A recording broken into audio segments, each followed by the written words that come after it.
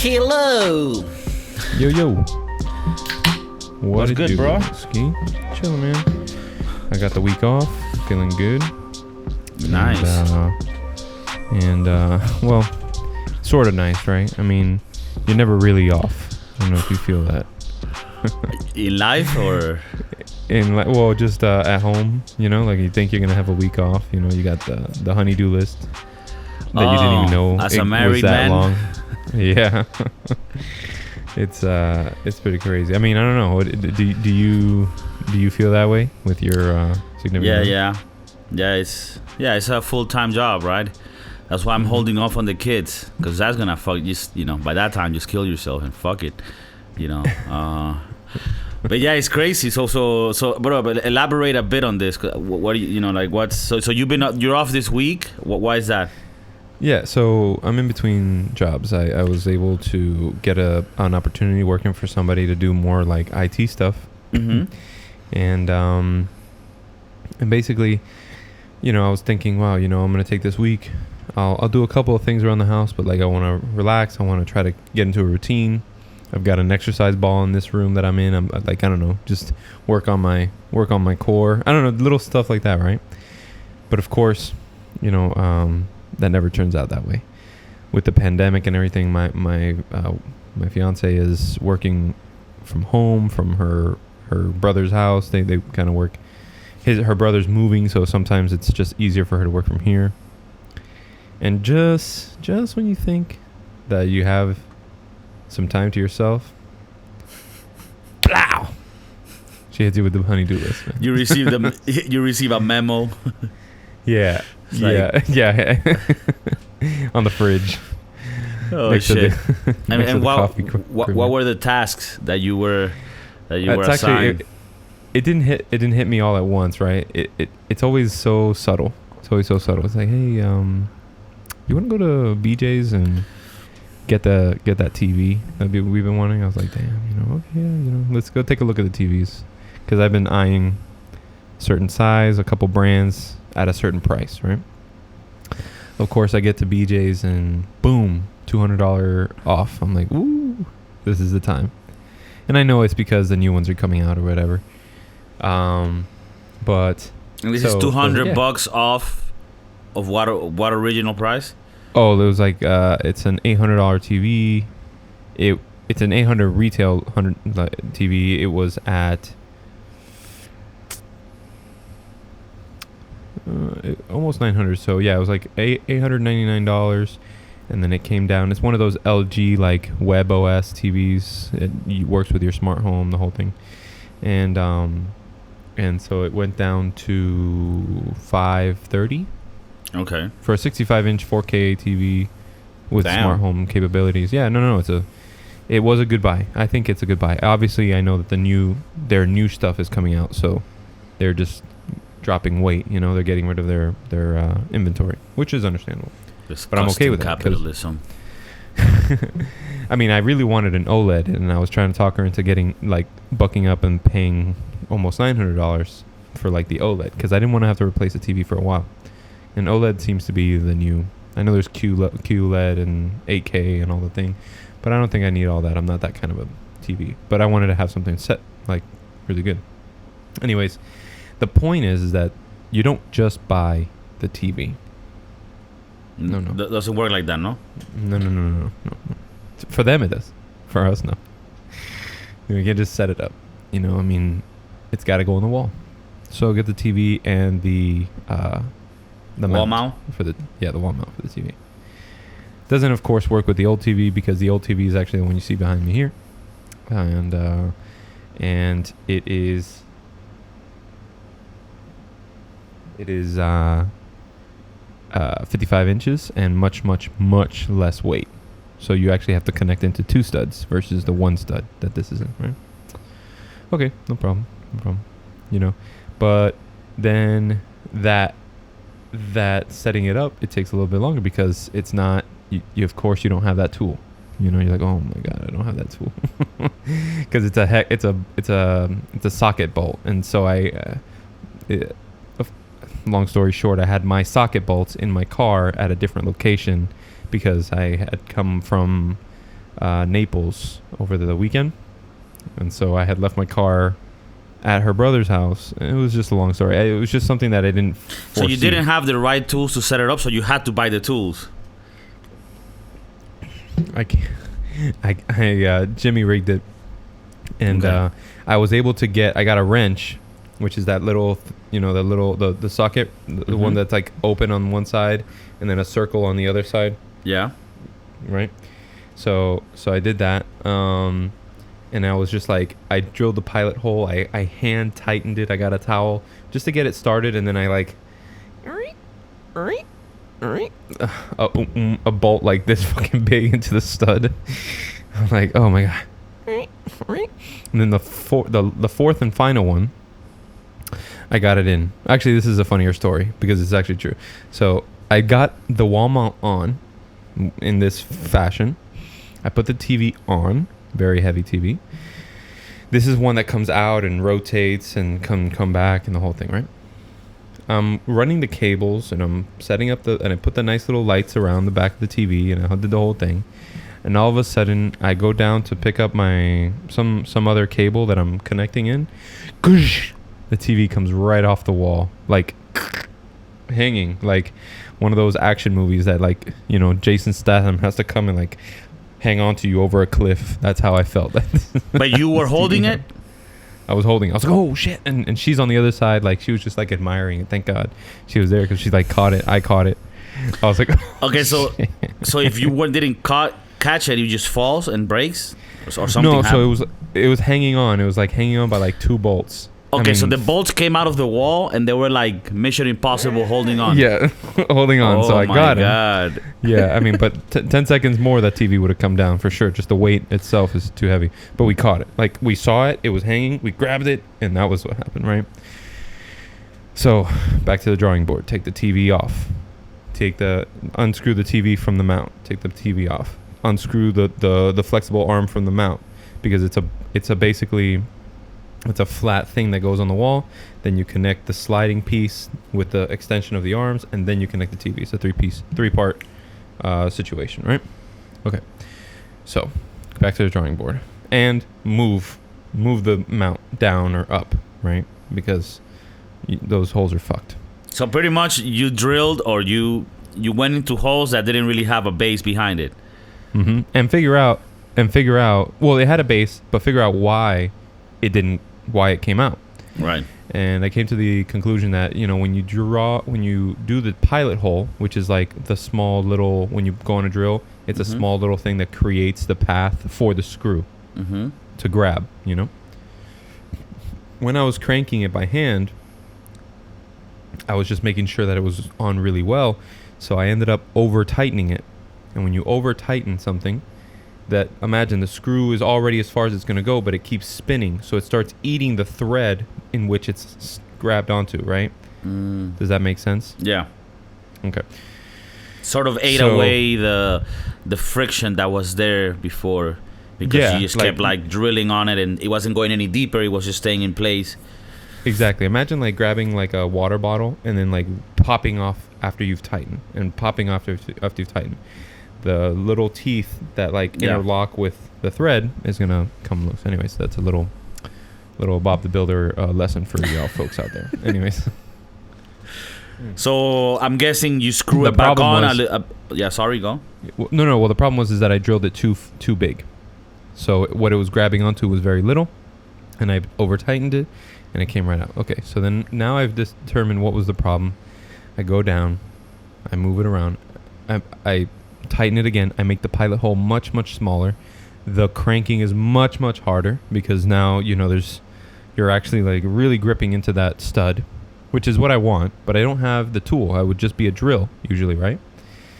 But there's no place for a star like a Phillips head. It's just like this flat big square one, the one that like the cars have, right? Yeah. So that's why I had my socket kit in the car. Anyways. So what else can I say? So then whatever, the TV went back on. Super paranoid. Like, I don't even want to extend the TV because if I extend the TV, it's got weight. Like, I'm confident in what I did, but like, I don't want to. So it's still there. Like, who the fuck knows? Yeah, I mean, I don't know. I hope. All right, guys. Seems much harder. Hopefully, Steve will have a TV for time to come, because that allows us to have a little nice Broskiedoodles TV in the background. Watch. Well, this one's fire. This one's super easy to set up. I'm confident on this one. Well, yeah, I mean, it weighs a lot less. It's a lot simpler, you know. I mean, don't try to, you know, pump yourself up on some shit that's like not the same, you know. You get me, guys? Like, don't become, you know. It's a different thing, you know. You did a little. Be realistic. Be realistic. You did a little boy's work. Now it's a man's job. Exactly. I see you have a little White Claw over there, so salud. I'm also drinking some stuff over here. The guy that takes care of my medicine, he says he's waiting. I don't know for what. And so I wanted Big Pharma has not sent out their shipment yet. It's just big. You know what it is, bro? It's Big Pharma corruption and demagogue tactics. You know. So, but yeah, he says he's waiting for a guy. The fuck. So I have a little, you know, cervecita to keep it riding. So you know what? It's all good. I'm down with the cervecita. Little side note: have you seen the TikToks going around with the Coronas, where they take out they drink a little bit of the Corona, you put a little bit of tequila, you put a splash of orange juice and some grenadine. It says that shit fucks them up after 2 or 3. Well, but you grab a glass, you pour some Corona, then tequila. Yeah, you add in that Corona glass, in that Corona bottle. Mm-hmm. You just take a good chug out of it, so you have some space. Mm-hmm. Like this, perfect. Like that, perfect. Get some tequila. You know, count to 2 or 3 or whatever is your flavor. Splash of orange juice and some grenadine. Says after 3 you're fucked up. That kind of person. It's the one who's telling you. Yo, why? I don't know if I'm just, you know, we're getting old or whatever, but I look at things now like, why can you just like it how it is? Like, how nice is just having a cold Corona? You know, and ironically, I've gotten to enjoy Corona beer a lot more during the coronavirus. So it did the opposite effect for me. Yeah, they're just really good. But why is it? All right, dude, you're gonna add a microdose of acid. We're gonna put some Jaeger, and we're gonna light it on fire. Alpha Kappa Deepa, you know, like some fraternity shit. You know, it's just like, why is it that they have to? And then I'm gonna pour in my asshole. Come on, James, do it, dude. I don't know. I'm a fan of doctoring it up. I'm a fan of doctoring stuff up. To be honest with you. What's that like? When you doctor something up, you make it just in version 2.0. You know. All right, so you're juicing it. Yeah, you're juicing it up. Exactly. I mean, I won't. You know, I'll be honest with you. In my days, you know, when back in the high school days, the glory days, you know, when things were just a lot simpler, you know. I do remember having those, you know, I remember those parties we used to have, drinking and shit, and well, even before I met you, I was having like drinking parties. And I remember that I used to, like, you know, be at home and I'm making drinks, and just to like impress girls, I'm like, hey, do you want to try my shot? It's called Sex on the Beach. They're like, oh my God. And I would like just make some shit and just like, here. And obviously I was just, but you know, they liked it. But as I've grown, I just like things to be, you know, I don't want to have any sneaky shit. Like, just give me a Corona. I know how to handle this. I know how to measure it. Oh yeah. If I get to a point where I'm like, yeah, this is the last Corona I'm having for a bit, and I'm gonna eat something. But when you start doing those crazy combinations, you don't get to decide. Like, you know, like, oh, I'm gonna stop here. No. You realize when you take a shot and you're like, oh fuck, the last 4 shots were a mistake. Dude. No? I'm past that time now. Yeah. No. I went out to a party in Wynwood, and I honestly didn't feel like I drank more than 3 drinks, but I had other people pouring the drink, and I don't know how much alcohol was in it because there was so much juice and other things, right? It just tasted delicious. I was like, absolutely, another one. And so, where Drake vocals at? So what happened with so what's like? It was like a daiquiri type shit. no, it's just a tequila, like OJ, or like it was tequila and white. Dude, it was this shit. It was this shit, bro. Yeah, that shit's gonna kill a bunch of kids. And what happened that day? Like, did it hit you well? Did you have a good time? What was the outcome? Dude, you should ask Cisco. I don't know what happened. Oh, this was with Cisco? No, I was with somebody else, and apparently I ran into Cisco downtown. But this was recently? I didn't know. This was his. It was somebody's birthday. It wasn't Cisco's birthday. Cisco's birthday was recently. No, it was Cisco's. It was Cisco's birthday. It was Cisco's birthday, like January, February. This is pre-pandemic. This is all pre-pandemic. Oh, you're certain? Oh, for some reason I thought his birthday was recently. It was recently, but I'm trying to think where. So then what the fuck, guys? What is he talking about?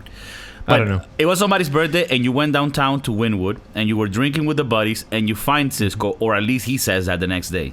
No, yeah, it was actually Cisco's birthday was recently, but it was for her friend. That's right. No. Now I remember. It was Cisco's birthday. That's why he was there. I was there because of Stephanie's birthday, my girlfriend's best friend. And they just happened to be celebrating it around the same time. And the reason why you think Cisco's birthday was recently because Stephanie's birthday was recently as well. So this was exactly 1 year ago. This is wow. I was just about to say, do they have two birthdays? Like, they were born in parts? Like, what the fuck? Yeah. Okay, so this was actually about a year ago. One's their ayahuasca birthday when they came to to life. When they were freed from the system. Yeah. Hey, and honestly, dude, we should get Cisco on here because I heard he did some crazy stuff lately. What, so like, what do you mean? Like we'll partying? Find out in the next episode. Oh shit! All right, we gotta have Cisco on. He's one of our listeners, longtime friend, super cool guy, and definitely. Yeah, we've had definite laughter and crazy times with him in the past. Yeah. So all right, we'll definitely get him. But that day. You drank too much. Well, you drank 3 drinks, but you were like on the tip, just fucking chilling. No, dude, I was on the tip after the first one, and then so the third one was bad. The third one, I was like, okay, yeah. The third one is when I said, okay, I'm gonna need to stop. And we were driving around in a bus. We were in a bus with no windows, open roof. It's like one of those. I think it was in J Balvin's music video or something. Yeah, the Colombian Chivas, I think they're called. That's the bus. I was on that bus. It's a Colombian bus that is colorful, and they just take you places and you drink. It's a Colombian thing. They do it in Miami. Pretty cool. Yeah. No, it was fun, but it was raining that day. It was really bad. Like nobody, everybody looked like trash. We all looked fucked up. Nobody looked like that nice. You know what I'm saying? Like the cologne was gone. Everything was gone. It was terrible. But it was fun. Like at the end of the day, I don't care. But like these poor girls who did their hair, like they started melting their face. I was like, oh boy. It was looking. It was looking like, you know, like a like a birthday cake. It just starts raining and everything is. Yeah. But hey, I mean, at the end of the day, everybody was just having a good time. So everybody like eventually just got over it, and I was like, yeah, for sure, let's just do it. But then I remember walking it. So we got off that bus. I remember walking into a bar. I think it was called El Centro or something like that. And that's it. And I remember seeing Cisco's face. Don't ask me anything after that. I don't know what happened. Fuck. I know that there was a lot of vomit. I threw up in the middle of the street. People were laughing at me. Yeah, those were one of my better times. My better moments. Yeah, that was a Jaeger night. Goddamn. No, bro. You know what's funny though? Like, there's this moment. My mother-in-law saw my whole nakedness. They threw me into the tub. Damn. That was crazy. I was staying with my mother-in-law at the time. I think that's part of the, you know, of family. It brings the family together. Yeah, it's bonding times, you know. It's bonding times. I remember my mom once picking me up, passed out in the entrance of a Wendy's in Miramar Parkway, after the cops had gotten my friend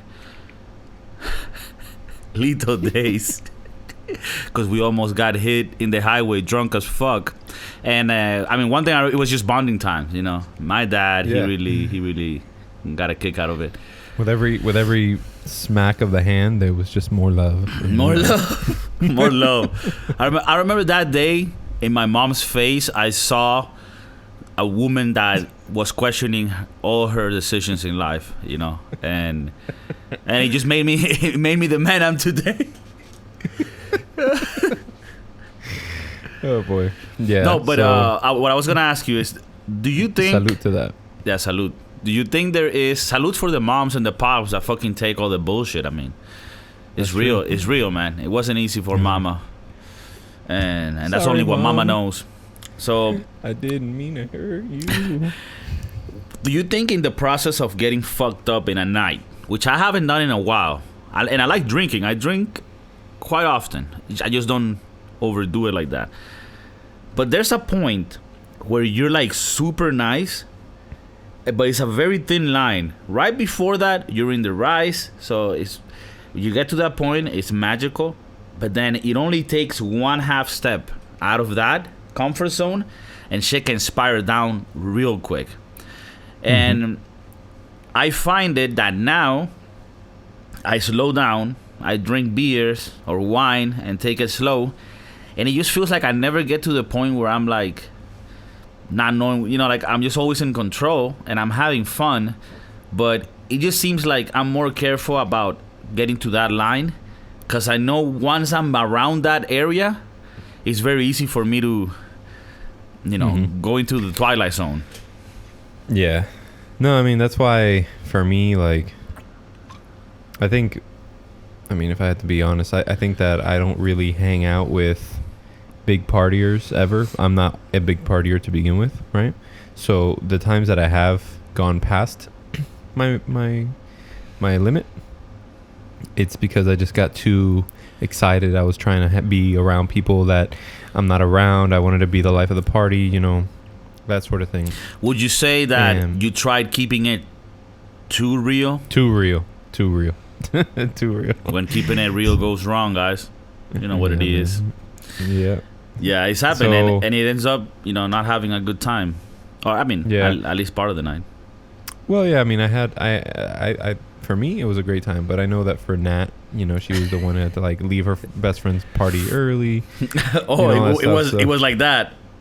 Oh yeah, no, I mean, I was gonna end up on the floor of a club and every other place that we ended up going. It's terrible.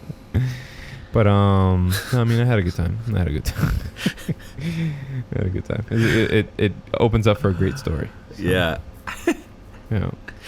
So then today, going back to what you were saying, you went to BJ's, which is like a Costco, right? Yeah, it's a wholesale. I didn't even think that they were still, you know, going on. Do they also have a little cafeteria?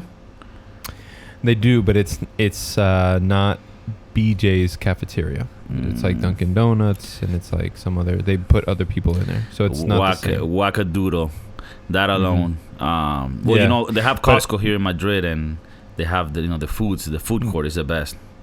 Yeah, man. Yeah, what is it? $1.50 hot dog with a drink? Yeah, about that combo, $1.50 for a drink.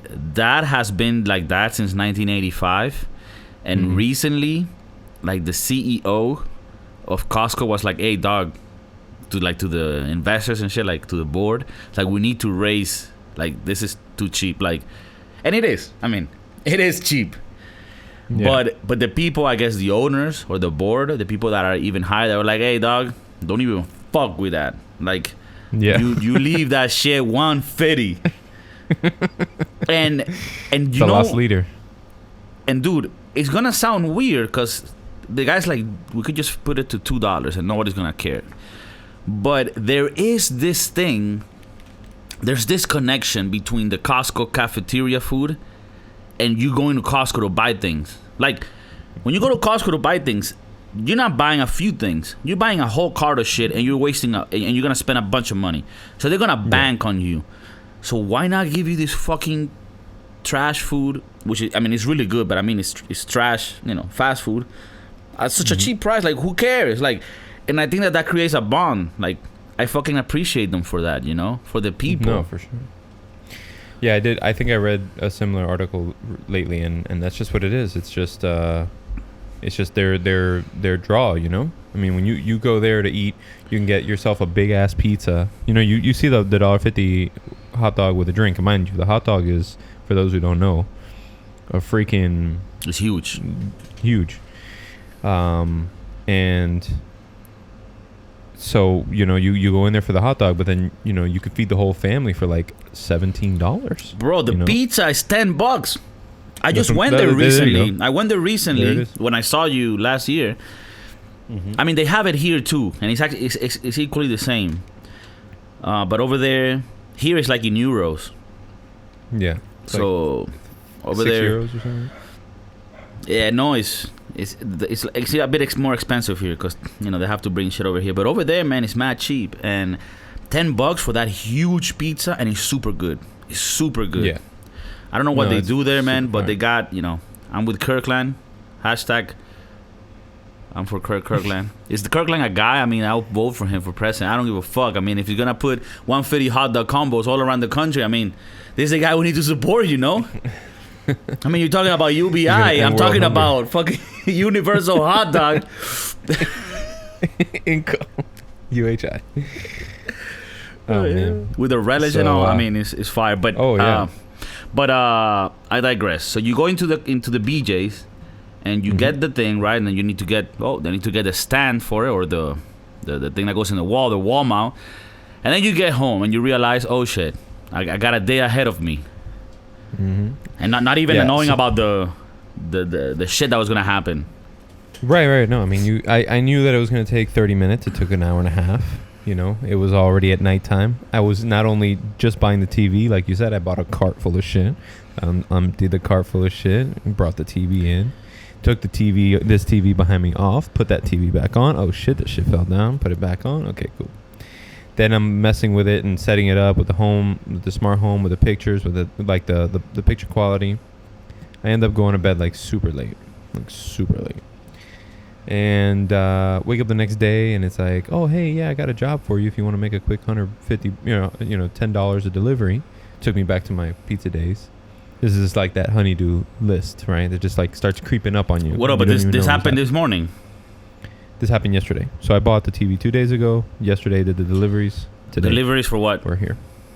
So we have a friend who, which I appreciate. I would love to do it, but it just kind of came out of nowhere, right? So it was. They have a medical supply store, and these insurance companies send these care packages to their people. I'm guessing the handicap, less not non-mobile type of people. And they make a little box for gloves, for masks, for antibacterial, all that stuff, right? So they tell me, hey, we'll pay you $10 a delivery. I'm like, yeah, sure, no problem. They gave me like 20 deliveries. Yesterday I made $200 or something like that. Nice. And I was like, cool, yeah, for sure, let's go. So I did that, and so I did that. Yeah, that's one. But then that ended up finishing up. What happened afterwards? I got home. We ended up. I know I had Jimmy John's. Oh, then I went to Home Depot. This is where the honeydew list. This is where the honeydew list comes in, right? So they're like, hey, look, Ricky, which is her brother, just moved, and our nephew is like really into construction, so he wants us to build. We showed him, hey, like, look, what kind of bed do you want? And they came to the conclusion of it being a digger bed. Now, a digger bed is one of those bobcat looking things that, like, they come in, and it's got the bucket in the front. It scoops up. Scoops up all the dirt and then takes it somewhere and dumps it. Not the crane one, but the bucket one. So you were gonna make a digger bed? Yeah. This is not a bed that I only have the instructions. I do not have the wood, you see. So I have to go to Home Depot, buy this lumber, Okay. Lumber. And What the fucking this lumber. Yes, and fucking start chopping wood, miter sauce. I got a sander. I got a fucking rafter square. What about how are you cutting this with like a? No. I've got a saw, a circular saw. Mm-hmm. I'm gonna basically, borrow a miter saw, which is the one that like this where you lay the wood here, you set the angle, and you just come down and cut it. That one, that's a miter saw. And yeah, it's gonna be fun. Oh, you haven't done it. You're in the process. No, so I don't have a truck, and I was gonna send you these photos. Maybe you can put them in the video. Mm-hmm. But they're hilarious because they just did not fit in my SUV, dude. It just did not fit in my SUV. I strapped the wood to a piece of plywood because I need one piece of plywood. Mm-hmm. I strapped that to the top of my car. I've got everything else, long 8-foot poles of all 2x4s, 2x6s, 2x8s, 4x4s. I've got them all just sitting there Mm-hmm. in my console right now, you know. Oh, and, fuck. I'm seeing it now. I'll show you guys. Well, you probably already saw it because I edited. It's magic of post-production. Damn, bro, but this is like straight up Bob the Builder. You're about to build like a fucking tree house in this bitch. Yeah. Yeah. Luckily his house already comes with a tree house, so I ain't fucking with that. For real? Yeah. No, Oh, they shit. got a nice little spot. Okay. Spot. It's one of those like playground things. So you're gonna do this little digger bed? Yeah, so I'm gonna build a digger bed. I've got the plans. She bought the plans on Etsy. So they're like, cut this board here, cut this board here, and cut this board here, cut this angle here, cut this angle here. Now, once everything is cut, it's like building an IKEA set. You know, like grab C4, put C4 with B2, and boom, you know what I mean? And then once everything's built, and that's gonna be painting it, and then you know what I mean? We'll put some lights on it, and then call it a day. But that's gonna be a nice 2-day project too. All of which are on my days off. Okay. So that's, I don't know. I mean, I don't know if, for instance, today you were mentioning that you're off, right?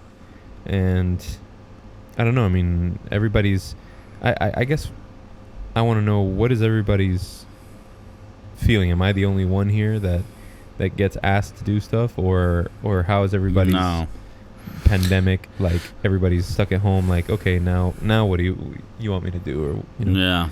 I mean, I think it's not a secret that, you know, there's more tension when you have to live with the personal and you're there in home all the time, especially if you're working from home because you're both here. So it sort of creates this thing where like you're never alone. You don't have a moment to yourself. There's always like, so yeah. On the same token, I would imagine there's people that live on their own, like with no one, and they might be feeling lonely. So, you know, you would want to be sort of in the middle where like, you know, it's balanced, but it's either you're lonely as fuck or, you know, or you're gonna be fucking hunting to-do list 24/7 all the time. There's always something to be fixed and improved and shit. So yeah, it's crazy. I think the days off, how do you think of it? Do you think when you're off, I mean, obviously, steering a bit from what we're speaking about, you know, partners and stuff. But when you're on your day off, do you feel like you want to do things productive to your own plans in life? Or do you look at it like, no, this is strictly to, like, rest and chill and do whatever the fuck I want, even if it, you know, feels like wasting time? Well, for me, day one is usually, like, leave me the hell alone, right? Day one. Day two, I needed to start doing stuff, you know, because I just feel like I know that if I get day 2 and day 3 done of what I want to get done, then I'll just have an easier life or an easier whatever, right? Like the TV thing, like, you know, I definitely, you know, at some point you got to do that, but once it's done, you know? So, but usually I like to take day one. I usually like to take day one for myself. I don't know. That's how I feel. I don't know. What about you? And just chill. Well, the day where I think I do the most just bullshitting is the night of the last day of the week, for example. Like for some people it's Friday, whatever that is for you. If you're still working for the man, you got a 9 to 5. So when I have 2 days in front of me, the day that I'm done working, that night is the one that I like the most, because I know that I can even like stay up late, and the next morning I can just chill, wake up when I want. And then after that day is when I start thinking like, all right, I gotta work on some music production, some video production, And I always put like little gaming times in between. Like I do a few hours of it, then I play for an hour, come back. But the time where I like just fuck around is like the night that I'm done working. Like that night I just go online and I start playing video games. I started playing this new video game. It's not new, but it's like it's blowing up now. It's called Among Us. Have you heard of it? Oh, I'm in a Discord chat with some people, and I see that people are playing that, so that's cool. What is it? I don't know what that is. I downloaded it yesterday. It's pretty cheap. It's like $4. It's a PC game, and I played with some friends, and it was pretty cool. It's fun. It's kind of like what I felt like, because you kind of want to play with other friends. It's not cool if you're playing like online with random people. You want to play with like your friends. And then what happens is you're like in this spaceship. The graphics are very like 1997, and you're like in this spaceship, and everybody controls their little avatar. And when you start, the whole group has one imposter, one pretty much a bad person, right? That's gonna try to fuck it all up. So everyone else is trying to like do tasks to like make shit work, and this guy's just fucking around, killing people. Oh, and really? then you have meetings.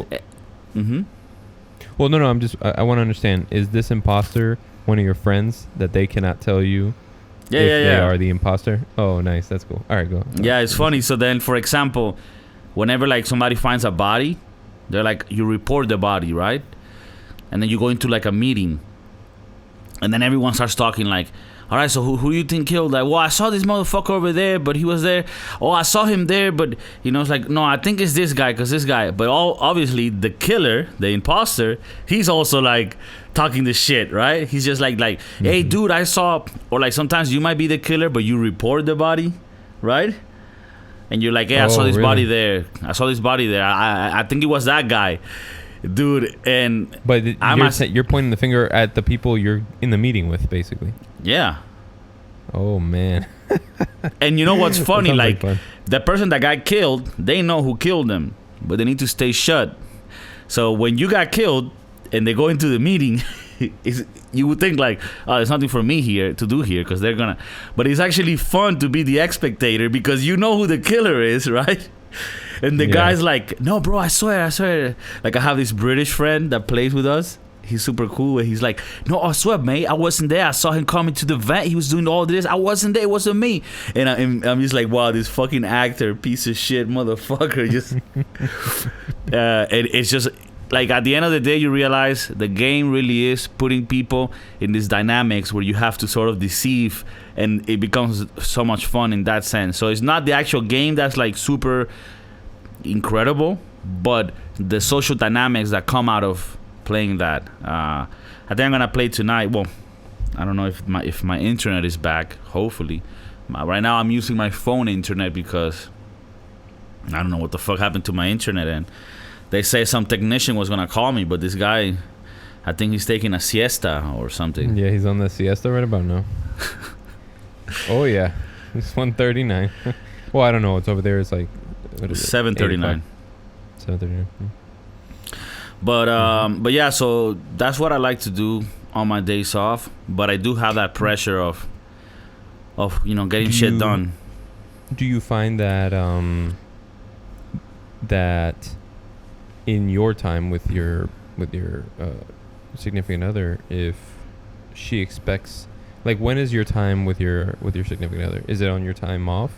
Do you have synchronized times off, or do you guys spend time with each other in the mornings? No, in the it's evenings? just it's very improvised. Not really, unless we plan for a day that we're gonna go out eat somewhere or something like that. Mhm. We don't have it like, okay, Saturdays are for us. It's just improvised. She has a different work schedule than mine, so we don't really have days off together a lot of times. So it's really just, I mean, in the pandemic days, it's not that difficult because you're always together at home. So Yeah. so you don't really even have that issue. Yeah, no, I don't have a specific time. We just improvise as we go along. I would assume maybe Germans, they're more structured in that sense. They might be like, Wednesdays for us. No, that sounded more like, That's Russians. yeah, that's like Russian. Yeah. Nah, I don't know, but But I get what you're saying. you know what I know? I have a friend that's Dutch. He's from the Netherlands, and he moved to Spain. And he says that over there, if you want to chill with someone, it's not like you can just call them on the day and be like, "Hey, what are you doing? Let's chill." Like, you have to like check with them what's their schedule in the next few months, and put in like a 2-hour bracket in a day, and like. Does the government supply the calendar? In which Yeah, these it's all like organize themselves. it's crazy. So he likes the whole thing in Spain, especially he has a lot of Latin, friends like me, that he could just like call up, like, "What are you doing? I'm around your house." Like, "All right, let's go to a bar." Like, and that's how we are.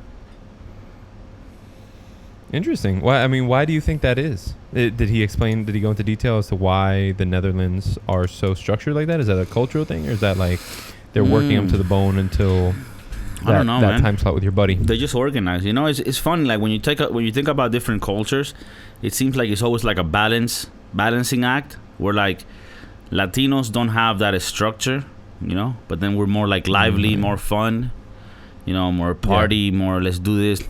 And then over there, they don't have that, but then because they're organized in structure, I would assume, the statistics in general show that they just accomplish more things, and economically they're. So, I think the way that I look at it is, I always want to look at cultures that do things right and grab that I think is good and sort of apply it, Like the Latin culture has a lot of positive things to it, You have this resilient, right, to always keep striving. You have this culture of always moving to a new place where you have to sort of start from the bottom, and you can't whine, so you have to keep pushing. But then you also have in the Latin community or the Latin culture this very non-privacy attitude towards things, where like like you're in a party with Latin people and you go right away like, "Oh, what's up, what are you doing, what's your name?" And like in Europe you realize Spain is pretty nice in that sense, but as you start going northern in the European countries, it's not as friendly in that sense. And I'm not saying they're not friendly. I do know that you can be friendly with, and it just takes more time to do so. Right, like they don't want to divulge everything about themselves to you. Yeah. And like I know that one of the most taboo questions I get when I'm somewhere is like, "Hey, how's it going?" And like I just want to ask like, "Hey, so in order to get to know you, like I'm not a sports guy, so I don't usually throw sports. So I'm like, "Hey, so like what do you do?" And I know that some people always feel some type of way about that, In that moment, they have to make themselves feel like they're important, you know what I mean, or not. But like, really, it's just the icebreaker. Like I don't really have a go-to question. It is weird because I've had many situations where like I don't really have an ego about the things that I'm doing in life, in the sense of like what I do to make money and shit. Like whatever it is, man. Like you're trucking and going through life, like. But I do understand that it's social pressure. So I've been in a situation where I'm like, "Hey, what's up? What you do, And this is coming from somebody that like I'm not like I'm not anyone, right, right. I'm just like, I'm at the Taco Bell, fucking flipping them gorditas, I don't give a fuck. So I'm asking, and you see them like thinking like, and I'm like, what do you have to think about, like, like, well, and it's always some shit like, well. I'm an engineer or I'm a social studies graduate. I have a PhD in that, but at the moment I'm just taking a break from that, just because like the business is not right at the moment, and and you know, they go through this whole thing, and you're like, oh, okay, so what? I mean, right now I'm just doing I'm just covering some shifts at the Red Lobster, but you know, I have this.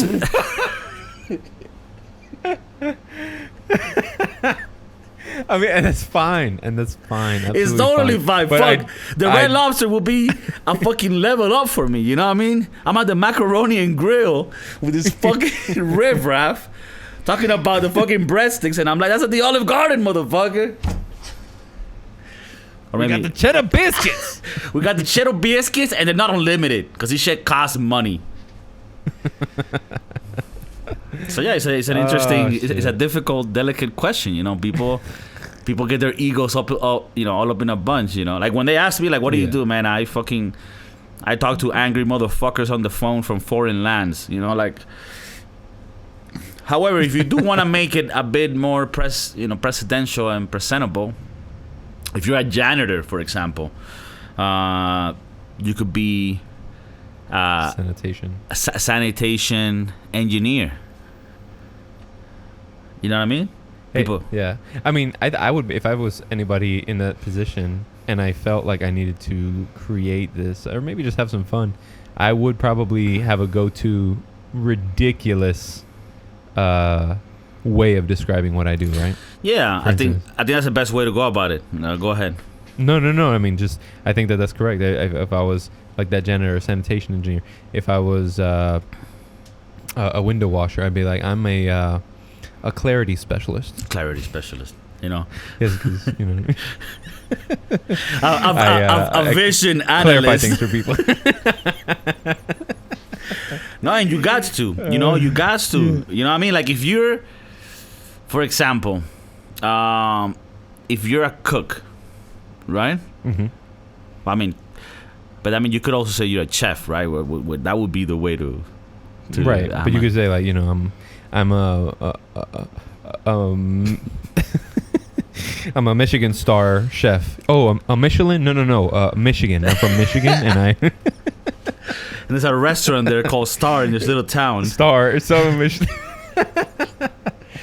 So you gotta find ways, and at the end of the day, you do that first impression. I mean, I think we're sort of bringing it down, but at the end of the day, it is your first impression. It is important, you know. So I understand why people do it, but it's like what we're trying to say is that if you're meeting me and Steven, we don't give a fuck. You know what I mean? Yeah. Or just make it interesting. Tell me you're a vision analyst. And then I'll remember you. I'm like, yo, this guy's so funny. You know, he's doing this for now, but he has this, the way that he talks. I mean, this guy's gonna go places. I mean, that's what you wanna, you know. Like, oh my God, that's fucking funny. You say that so that people, like, you bring yourself down so people don't bring you down. And like the psychology do. I get it. You know, I get it. It's nice. And I think that's how you gotta do it. You gotta fucking be ahead of the game. You know what it is? It's like Eminem on that movie 8 Mile. Mm-hmm. Before they were coming at him like, oh, you fucking white boy, we beat you up, all this shit. He comes out with it like, you know, I am a white boy and this shit. Like, you did beat me up with a bunch of motherfuckers. And the guy's like, oh shit, I don't got anything else to say. So I guess that's self-deprecating. It is at times useful. You get ahead of it. You just get ahead of it, right? I mean, don't you think there is a line where the self-deprecating stops being humble and peculiar and starts being dickish, bitches? Like, let me give you an example. You know, these people, this happens with girls, right? They would be with like this girl, right? That's super skinny, or at least very skinny, and then she'd be like, "Oh my God, I'm so fat," you know. And it's like, but they're doing it to sort of get people to tell her like, "Oh no, not at all. You're not fat at all." And it's like, bitch, you know, like, shut the fuck up. You know, the attention seekers. Yeah. Those examples, I mean, it applies to many things, but like people that try to like put themselves so down that it's like, oh no, it's evident that you're not being humble. You're just trying to do the opposite. Like, you're trying to like pump yourself up by like being, you know, this virtual signaling. I don't know, something like that. I think the psychology behind it is some people they just lack the self-confidence, I guess, and so they'll utilize tactics to try and get them to feel good about it. And you know what? I mean, I do feel like maybe if that's a constant, that might be a little like, okay, like we've been down this road before. Like, you're not fat. I've told you this 4 times already. You know what I mean?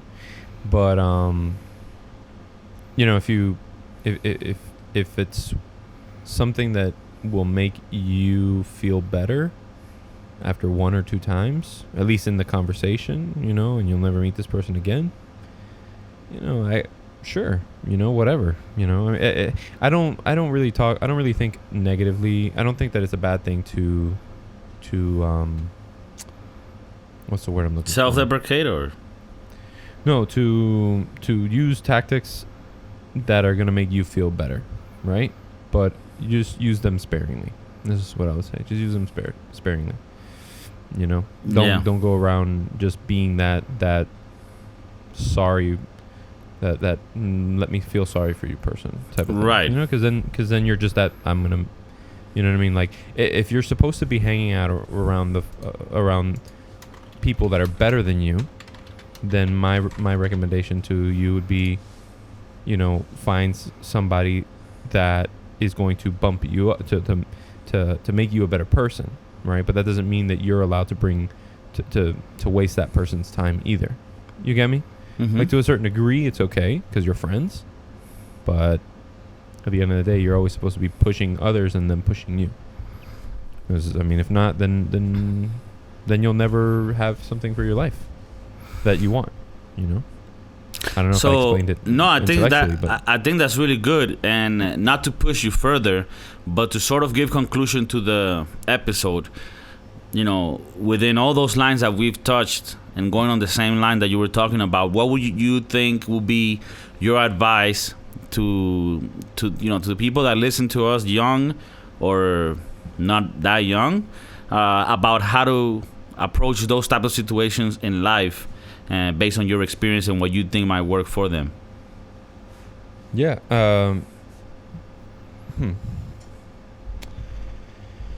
Well, we put him on the spot, people.